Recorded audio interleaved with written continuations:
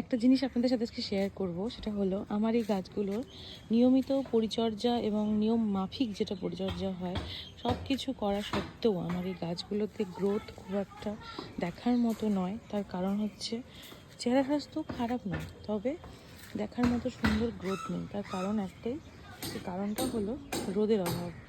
আমি যে জায়গায় গাছগুলো রেখেছি সেগুলো 12টা পর্যন্ত এখানে পার্শিয়াল সানলাইট আসে, 12টা থেকে 1:30 পর্যন্ত ডিরেক্ট সানলাইট আসে এবং তারপরে আস্তে আস্তে আবার পার্শিয়াল সানলাইট আসে।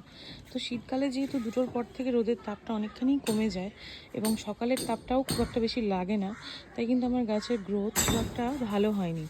সেই কারণে আমি আজকে গাছগুলোকে কিছুগুলোকে ওইখানে শিফট করেছি, আর বাকিগুলোকে আমি আমার এই ওই পাশটা যেখানে এখনও রোদ আছে সেখানে শিফট করে দেবো। তো আপনাদের কাছেও অনেক সময় এরকম কনফিউজিং কিছু সিচুয়েশান আসতে পারে যে সব ধরনের পরিচর্যা করার পরেও আমার গাছে কেন ভালো ফুল আসছে না।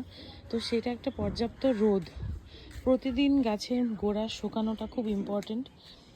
প্রতিদিন যদি গাছের গোড়া নিয়মমাফিক না শুকায় তাহলে গাছ ভালো মতো খাবার গ্রহণ করতে ব্যর্থ হয়। তো সেই ক্ষেত্রে কী হয়, বৃদ্ধিও ব্যাহত হয়। তো আপনারা এটা খেয়াল রাখবেন যাতে গাছ পর্যাপ্ত পরিমাণে রোদ পায়। শীতকালে গোলাপ গাছের ডিরেক্ট সানলাইটটা ভীষণ দরকার, না হলে কিন্তু ফুল আসবে না, ব্লাইন্ড শুট আসবে। সেটা যেন না হয় সেদিকটা খেয়াল রাখবেন।